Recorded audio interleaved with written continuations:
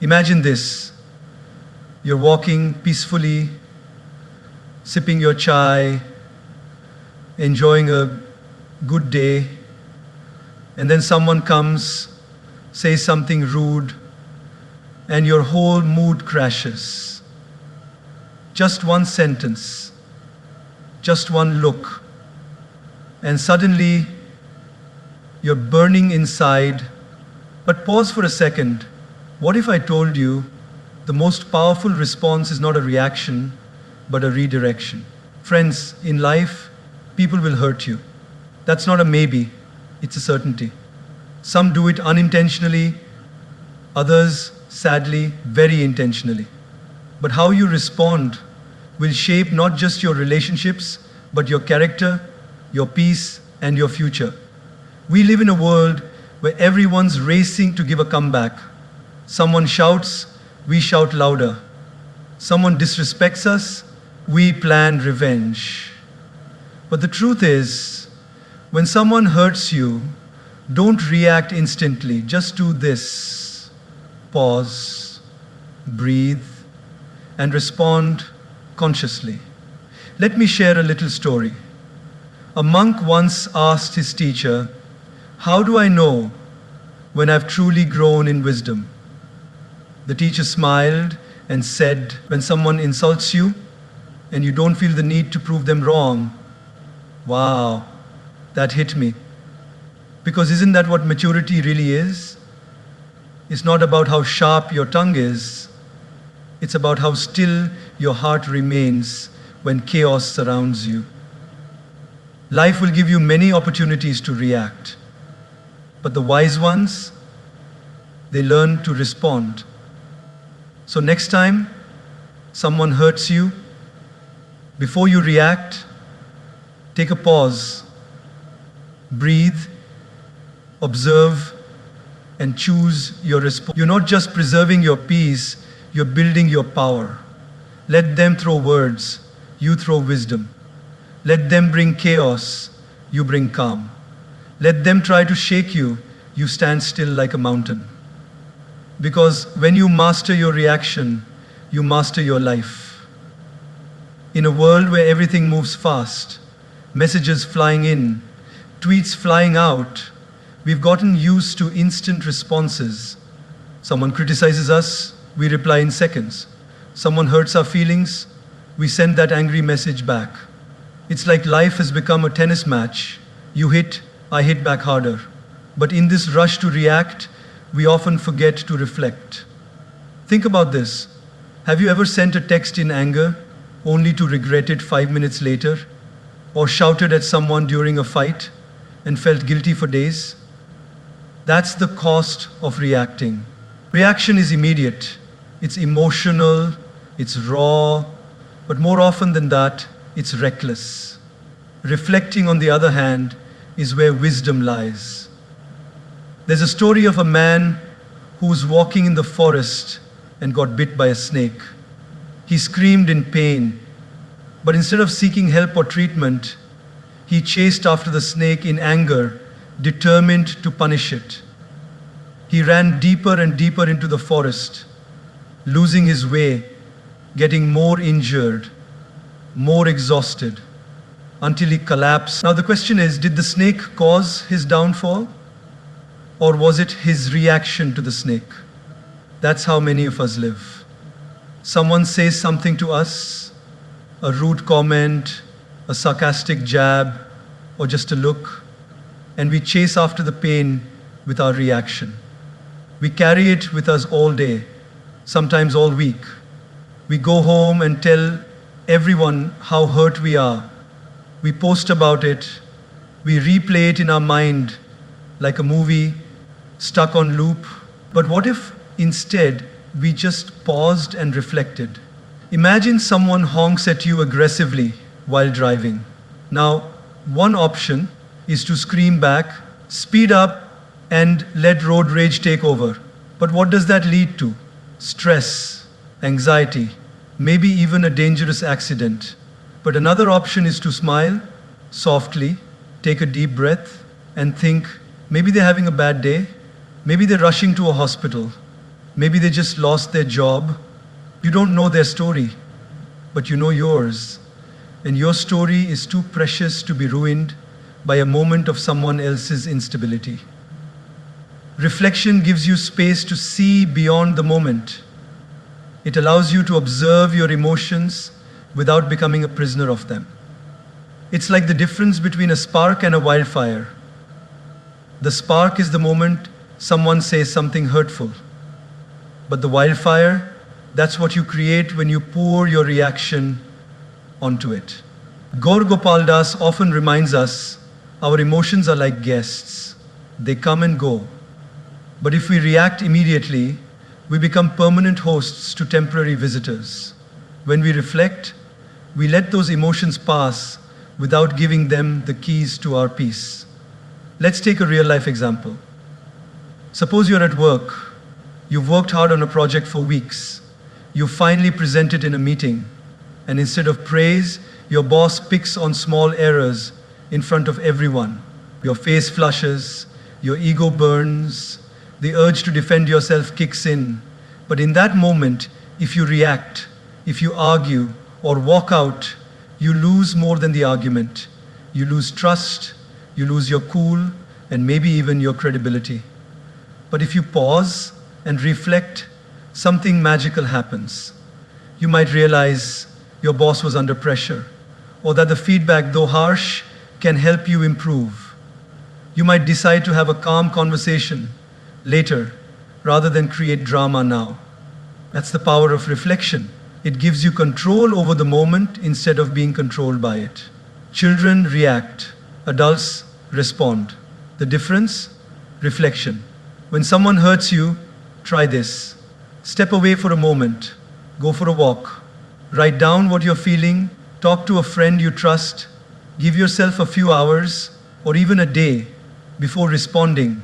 You'll be amazed how differently you see things once the emotional fog has cleared. Your dignity, your peace, your happiness, none of these should be sacrificed just because someone else lost control of their behavior. When you react, you mirror their behavior. But when you reflect, you rise above it. Every time you resist the urge to react, you're training your mind to operate from wisdom, not wounds. And this training, over time, makes you unshakable. So next time someone hurts you, don't reach for your phone, don't raise your voice, don't sharpen your tongue. Just take a breath, close your eyes, and reflect. Because true power lies not in how consciously you choose to.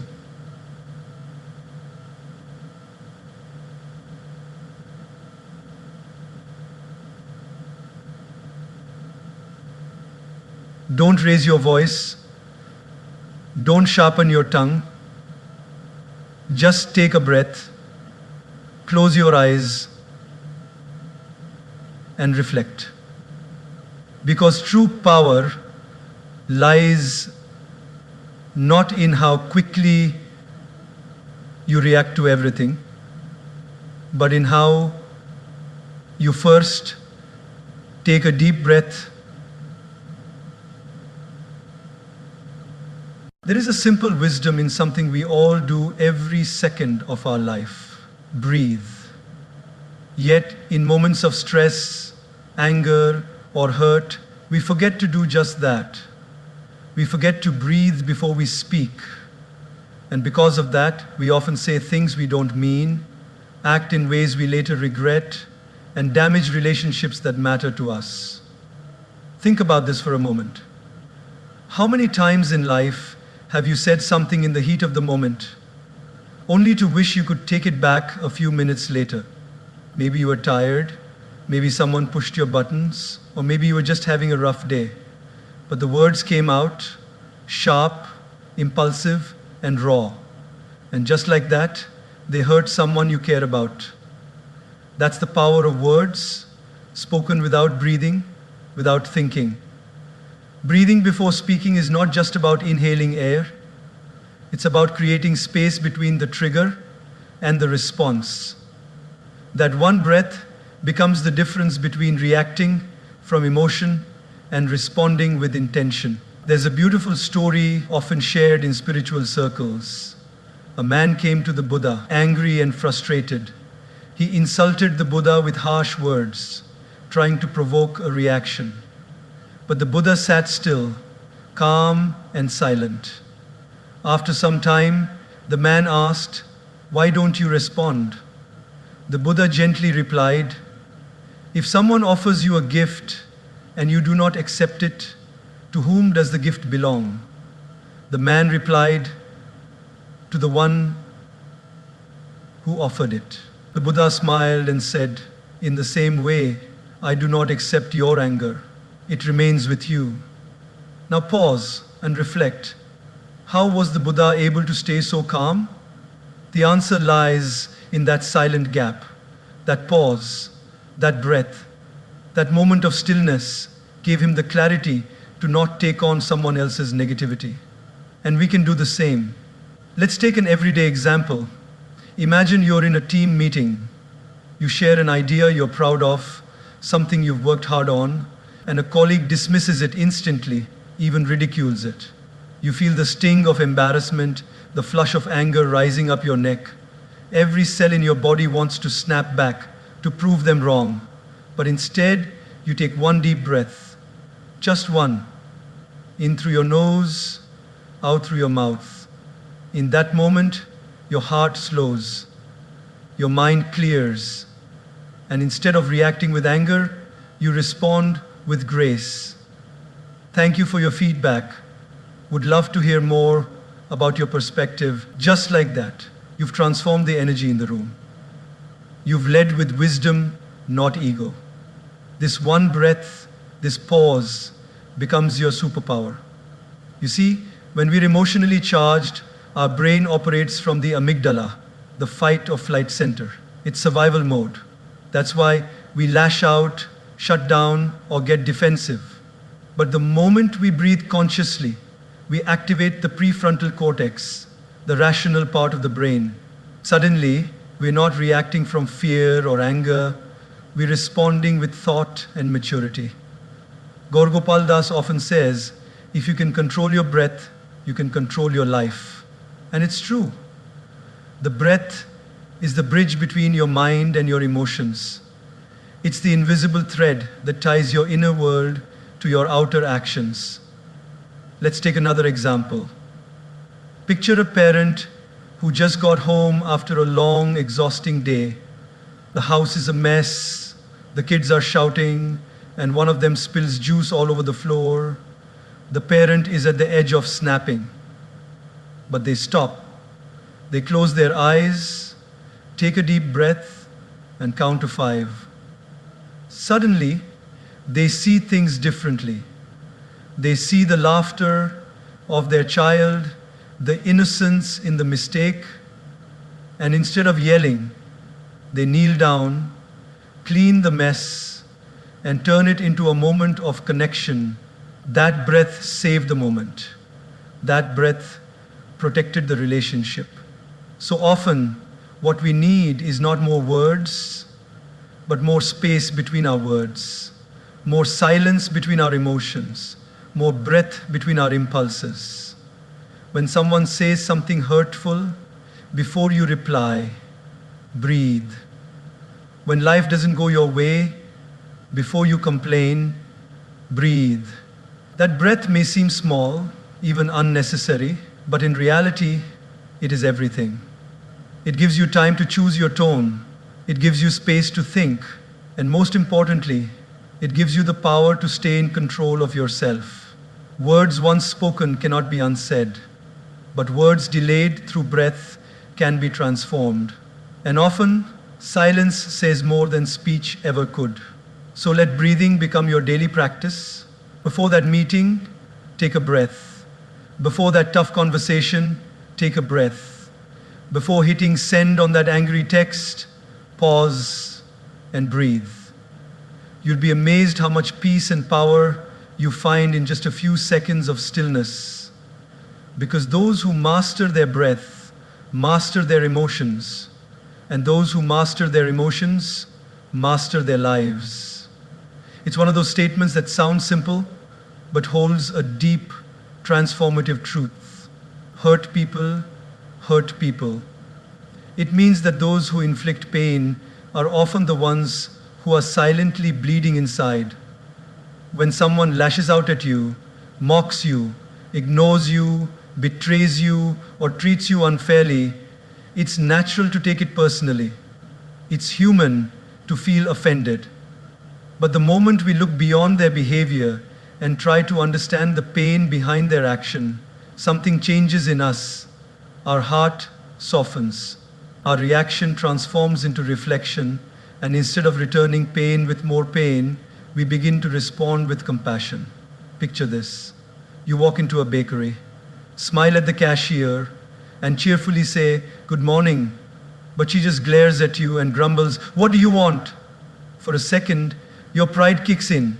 How rude! Who does she think she is? But then you pause. You wonder, maybe she's going through something. Perhaps she woke up to bad news. Maybe she's struggling financially. Maybe her child is unwell, or she had a fight with someone she loves.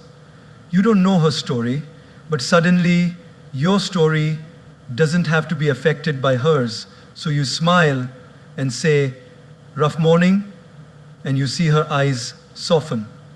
That one moment of understanding changed the energy completely. This is what happens when we realize that people often project what they're going through. Many times we walk around wearing invisible wounds. A child who grows up unloved may become a teenager who bullies others in school. A man who has been betrayed may find it hard to trust. A woman who was constantly criticized might speak harshly, not out of strength, but fear. What seems like arrogance, rudeness, or coldness is often a mask for someone who has been hurt deeply and doesn't know how to deal with it. There's a touching story about a man who always seemed bitter. He was the kind who never smiled, never spoke kindly, and always found something to complain about. People avoided him. One day, a new neighbor moved in, a woman full of positivity and warmth. Instead of reacting to his bitterness, she began greeting him every day with kindness. She would say good morning, share small gifts like fruits or flowers, and always smiled no matter how grumpy he looked. Weeks passed. Slowly, the man started changing. One day, he finally said, "No one's ever been this kind to me without expecting anything. Thank you." Later, she discovered he had lost his wife and son in a tragic accident and had been living in silent grief ever since. His rudeness wasn't really about the world, it was about his own pain. Now, apply this to your own life. Maybe there's a colleague who constantly criticizes you, a friend who suddenly distance themselves, a family member who often finds faults in everything you do. Instead of letting their pain turn into your pain, step back and ask, what might they be going through? That question opens a door in your heart, not to excuse their behavior, but to understand it. And that understanding becomes your strength. This doesn't mean you should tolerate toxic behavior or allow people to disrespect you. Setting boundaries is important. But when your heart carries compassion instead of resentment, you protect yourself from becoming what hurt you. Because the truth is, when we don't heal, we hurt. And sometimes that hurt is not even ours to carry. It gets passed down, like an emotional inheritance. You see, a person who is at peace within will never go out and damage someone else's peace. A person who feels truly loved will never intentionally make someone feel unloved. And a person who is emotionally fulfilled doesn't need to pull others down to feel taller.